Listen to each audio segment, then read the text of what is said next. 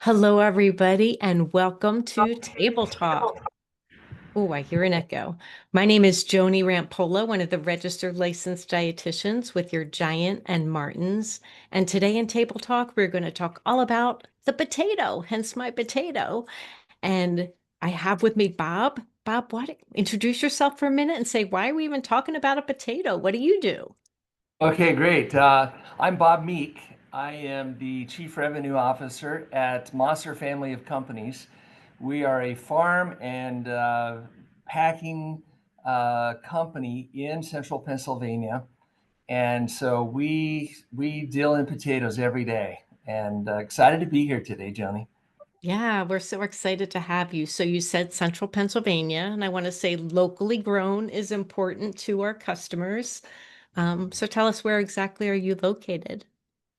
Yes, we are in Schuylkill County and in the metropolis of Sacramento, Pennsylvania, which is near Higgins. And so we are northeast of Harrisburg, about an hour, and located in the rich soils of Schuylkill County. Love that. So how are you different from other farms? Really, as you can see behind me, my background is a picture of one of our farms.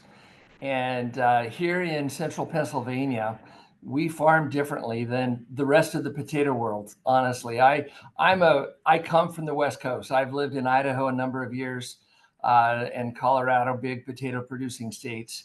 And there we farm in 125-acre circles with center pivot irrigation systems and just massive farming. Here we farm on strips, as you can see behind me. Our average land size for a potato plot is less than 3 acres, which is mind blowing. As we bring buyers out, consumers out, and show them our farms, they just can't believe how we farm. And yet, our advantage is we're close to the markets. And so, for our shoppers at Giant, we will pack potatoes and deliver them same day or next day into your distribution centers and into your grocery shelves. And so, really, the freshness is probably one of the greatest advantages we have in providing potatoes from locally grown Pennsylvania potatoes and a potato packing company. Yeah, that's awesome. And you supply all Giant and Martin stores for us, so that's awesome. Yeah. Yes, we do. Yeah, I would love for you to share some of the farm family's history because I know they're like eighth generation, and I think that's amazing. Yes.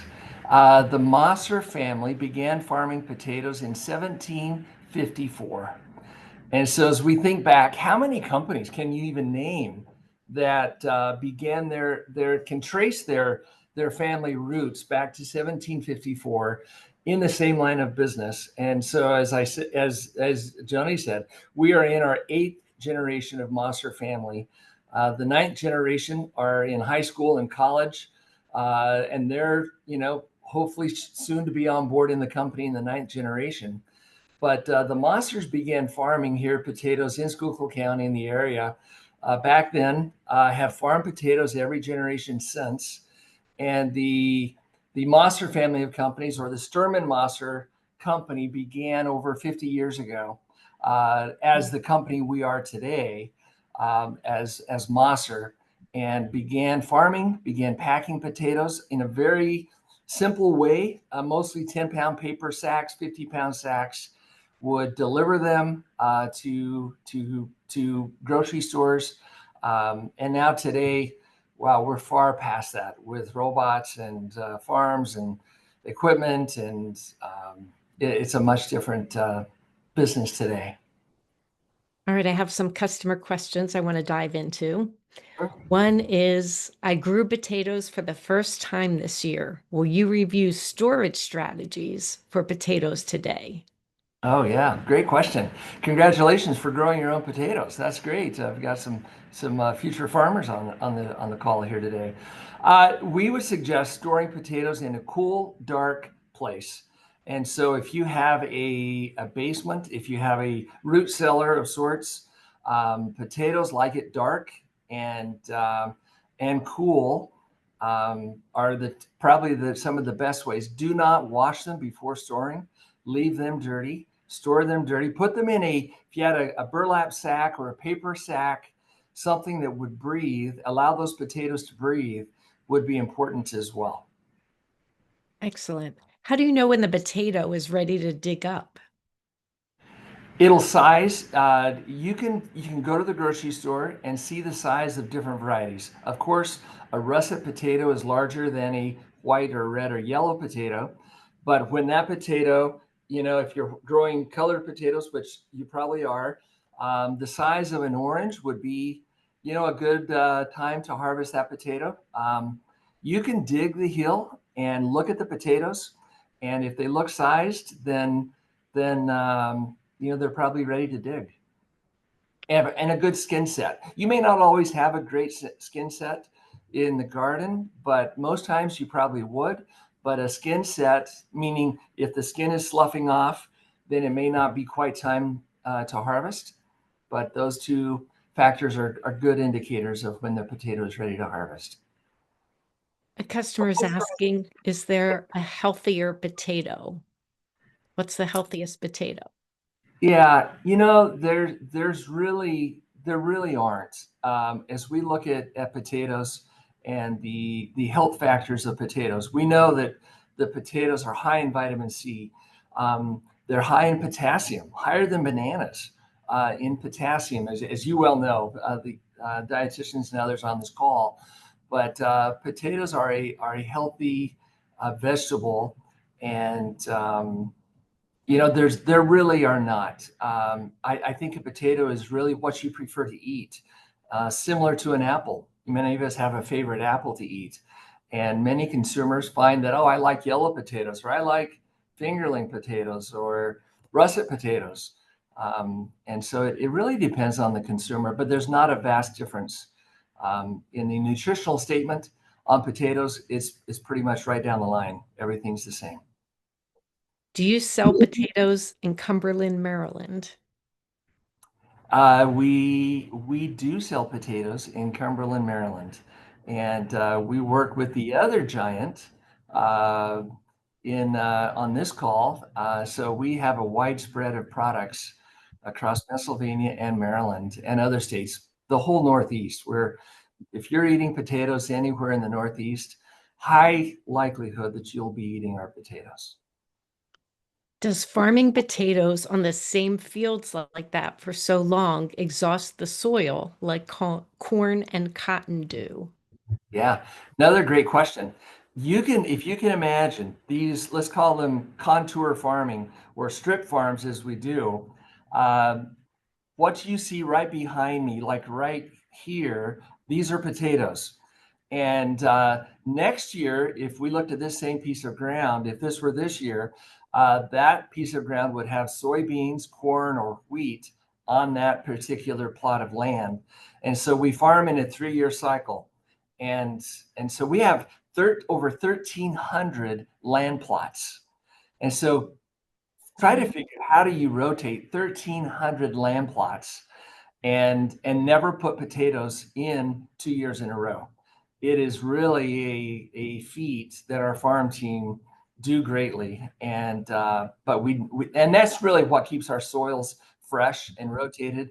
The nutrients, every vegetable, every commodity leaves different nutrients in the ground, and so we look at that because the rotation is very important. Excellent. Customers asking if you dig up a potato before it's really ready for harvest, is there a way to recover them and will they still ripen? It depends on how seriously you would damage the root structure. If you're digging from the side and not digging into that root vein structure, you can get a look at the potato without digging up the whole pile. And as we go out and do test digs, we'll dig a hill, what we call a plant or a hill of potatoes, and then we'll throw those potatoes right back under the dirt, and they'll store. Even if we damage the root structure, those potatoes will set in the ground just fine. And when we harvest a month later or whenever it may be, those potatoes are still good. Excellent. Because of the climate, are you limited as to the varieties you can grow? We are to some degree. Yes, we are to some degree. Um, we live in a humid climate, humid growing climate during our summertime, as we all know. And organics are not easily grown in humid climates. They do better in a drier climate, and so we will not grow organics. We grow a lot of other varieties. Yellows are our main variety that we grow. We grow a lot of white potatoes. I grow some russet potatoes. Reds here locally in the state of Pennsylvania are a little more challenging to grow. And so we'll grow most of our reds in other locations. But yeah, this is a Pennsylvania used to grow over 150,000 acres of potatoes. And that has decreased as the Western United States figured out how to farm and grow potatoes. Uh, we at that time we lost some acreage, but really what we do here in Pennsylvania is amazing. And I don't know how many know that Pennsylvania is probably the largest chip growing state or producing state. We produce more potato chips, different varieties of potato chips here in Pennsylvania than probably anywhere in the United States or the world. And so let's be proud of that fact, right? There you go. Yeah, yes, absolutely. Um, Harold is asking, can you describe the entire life cycle from planning till it comes to your Giant or Martin store? Oh, I'd love to. Yes, we select seeds. We select potato varieties that grow well, that are desired by consumers, that eat well, and so it really starts long before the potato is even planted.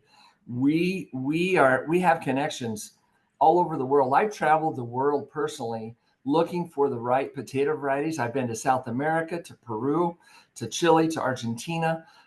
Spent numerous trips in Holland, in the Netherlands, looking in other France, other countries, looking for the varieties. We select the best varieties and also work with our local Penn State University ag departments, Cornell, other universities also develop varieties. So we select with the variety. We bring that variety in. We cut that potato. You probably know, but a potato to plant, every potato has multiple eyes on that potato. We need to cut that into seed pieces. Every seed piece needs to have an eye on it. And then we plant that potato in the ground. We grow it, we harvest it, and we'll store it into bins or boxes, large 2,300-pound boxes. And we put them in coolers, in storages, and settle that. We call it is superized. That potato is superized, meaning it expels its excess moisture and becomes a stable, storable product. And then we will pack on these potatoes for a number of months we'll harvest in September and October. And then we'll pack on these potatoes through the month of April into May. And we bring it into our packing plants. We pack, and that potato is packed and then delivered into the Giant stores. And And Martin's. that's the life cycle. Yeah, Giant Martin stores. And so it's that's the brief life cycle of the potatoes up to that point. And so it's a great process. Can I add one more thing of interest to Yeah. this? While we're talking life cycles, many potato packers and farmers throughout the nation and world, they don't have good outlets for the byproduct. At Mossers, we have a fresh cut potato processing plant that what doesn't get fresh packed gets fresh cut. And then what doesn't get fresh cut gets dehydrated into potato flake or potato flour. And so let me just say that many of the potato buns or the potato rolls that are eaten and sold in the Giant Martin stores as well contain our potato flake and flour as a product utilization. And so we're probably, as far as we can tell, we are the only company perhaps in the world, and most likely in the world, that starts from the farm, fresh cut, and then dehydrated for 100% potato utilization. And I love that. it's a true feat, really. It's a true feat that we should be proud of here in Pennsylvania. Yeah, that is something to be proud of. I love that. Yeah. What kind of potato is used for potato chips? There are different varieties. They have different makeups of not as much moisture, and so it's a. But they're a white potato, and different varieties of whites. A chip potato would not be the best for eating fresh potatoes, and so it's a different style of potato, different variety of potato. So a customer is asking if a baby red potato versus a regular red potato, are they different? Yeah, they are in makeup. They're not different. In size and breeding, they are different. And so, if we equated that to people, um, I've lived in Guatemala during my life, and the Guatemalans are very short people. And versus Holland, I go to Holland and everyone's tall, and so it's our makeup. And some people are short, some people are taller. The small creamer-sized potatoes that are little potatoes we find on our stores. They're bred for to have 20 plus potatoes under the heel, under the plant, versus a Wow. red potato will have a normal sized red potato will probably have 7 or 8 potatoes under the hill, and that's by breeding that type of variety. It is not GMO. We do not do GMO potatoes, but that is just by breeding those characteristics into that potato variety. Yep. A customer is asking, what is the brand name of your potato? Our brand name is honestly, let's just call it in this conversation, you'll go under the giant labels, the Ahold label, and we pack Store brand. 95%. Yes, it's the store brand. And so the giant brand. But our label, if you were to not look at Giant, our label is Side Delight. Or occasionally we'll have a Mosser on a label as well, but mostly Side Delight. But most of what we pack are retail labels, ironically. Yeah. Are potatoes good to eat after they grow those sprouts? Absolutely. They really are. A sprout takes nothing away from the potato. If the consumer will simply knock the sprout off, it will eat just fine. I don't know if you know this answer. Why were potatoes so important in Ireland? Well, that was the main, during the famine, they were having a famine. They relied on the potato, and then the potato got a disease. The crops got disease in them, and they couldn't harvest, and so the potato famine of in Ireland was a serious event, and many people died. It died of starvation. So. Yes. What about if a potato has green on it? Do you not eat it or can you just not eat the skin? Yeah, that potato is still good. We would suggest that the consumer, the cook, simply the person cooking those potatoes would cut the green off. And so let's just say there's a green end on that potato.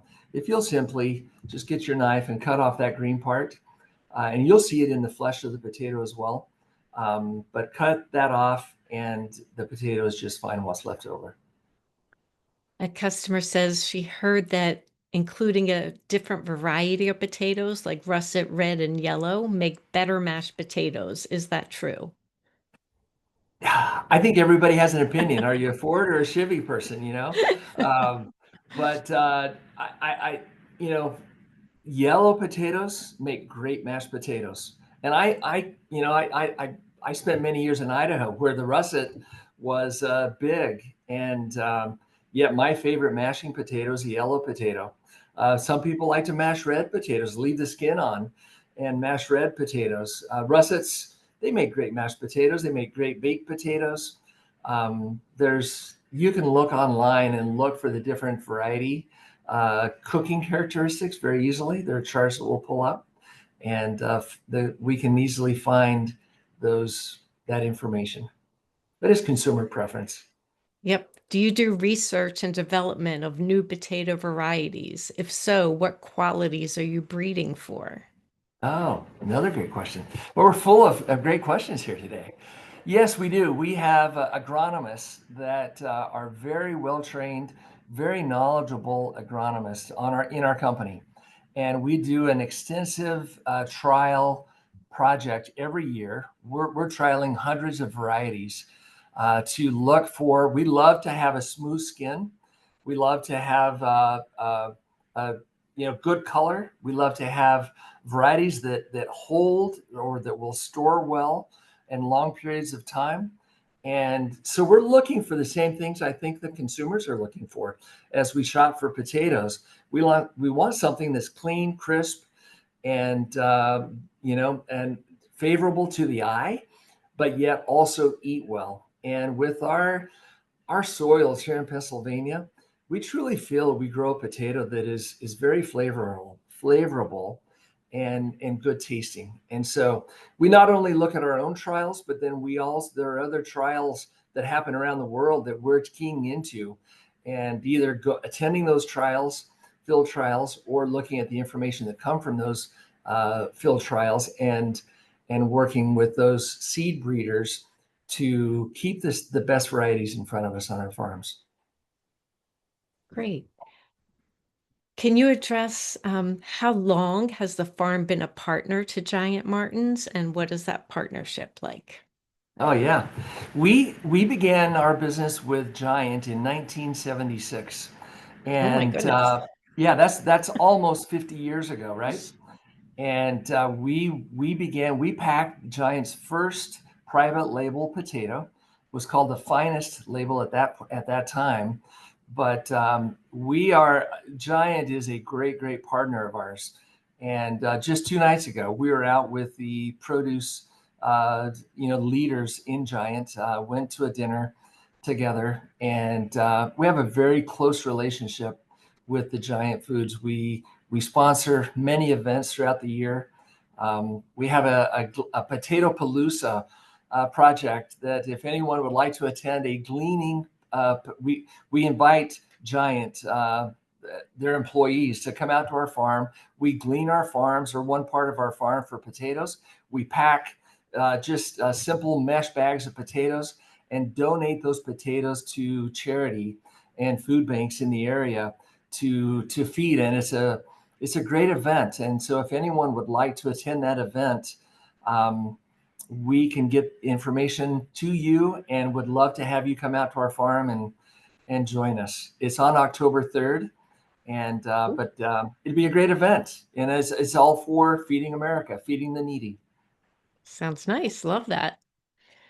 Do you sell unwashed potatoes so that they'll store longer?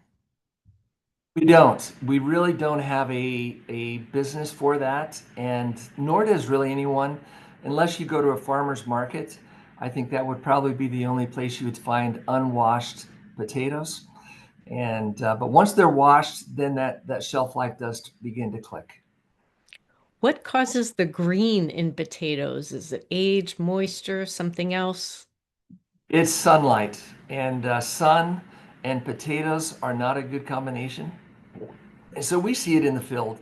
If potatoes are, if the soil happens to wash away from the potato itself, that potato will turn green. If on the grocery store shelf, those potatoes will turn green. Back in the day, I'm not sure how many do it today, but back in the day, produce departments would always have a black tablecloth that they would cover their potato table at night. To even any sort of light will turn a potato green if left exposed long enough. Are boxed potato flakes, do they still contain potassium? Yes, a potato doesn't lose its nutrient um, through the dehydrated process. It will still contain it. Honestly, I haven't looked at the studies to see exactly what percent, um, and I can't comment if it loses it. But I know that a dehydrated potato product still contains the basic nutrients that a fresh potato contains. Yep. Do you use pesticides? We do. We use them very sparingly, and our farming practices are conducive to farming responsibly, and yet we also sell a lot of organic potatoes, and so those, the organic farming is very different than conventional farming, but we're responsible farmers. We publish well, you can't see it, I guess, but it's a you know we call it our People, Process, and Planet Report. And in this report, we describe exactly how we farm and what we do to have responsible farming practices, and really to participate in regenerative ag to take care of our farms and the soils that are in our farms. And we test products for any residues that may be left in potatoes, and it's unscorable. And so we're providing a safe product to our consumers in very responsible ways. That's excellent. Somebody's asking for information to volunteer, that if there's something that I can send out to them. I would say come. Can I give my address? Is that okay, Sure. Joni? Yeah. Yeah. Yeah, they could come to 1 Spud Lane in Sacramento, Pennsylvania, on October 3rd. Um, and I would just say come out I don't know what the starting time is, but let's just say come out at 10 o'clock, and we'll be close to be going by that time. So 1 Spud Lane, Sacramento, Pennsylvania, and we'd love to have you. Great. Can potatoes be contaminated with E. coli like other vegetables have been? Let me answer that very carefully, okay? But I'll give a true answer. We live in an organic world. We have plants, we have air, we have water that all carry E. coli. And one of the things I will simply state is potatoes are always cooked. And so there's a kill step when we eat potatoes. And we can't think of a single instance where anyone would or should be eating potatoes uncooked. And as potatoes are cooked, any of those type of bacteria are killed. And so potatoes are very, very extremely 100% safe product to eat, um, as we process and eat potatoes. Is there a particular animal that invades potato crops, like rabbits due to lettuce? There are some. I think it depends on where you live. And if we lived a lot in the South, the boar hogs would probably be a problem to potatoes. Here, we have a lot of deer, and so we do all we can to attract the deer in other places. But the deer is probably one of our you know they a deer can damage potato crop. We'd love not to have any deer if we could. Right. What are some factors that influence the cost of potatoes? Mm. Like the world we live in, costs are rising everywhere. Potatoes are fertilizers are tied to the fuel market, and so as fuel price goes up, so do fertilizers, and so that is a cost.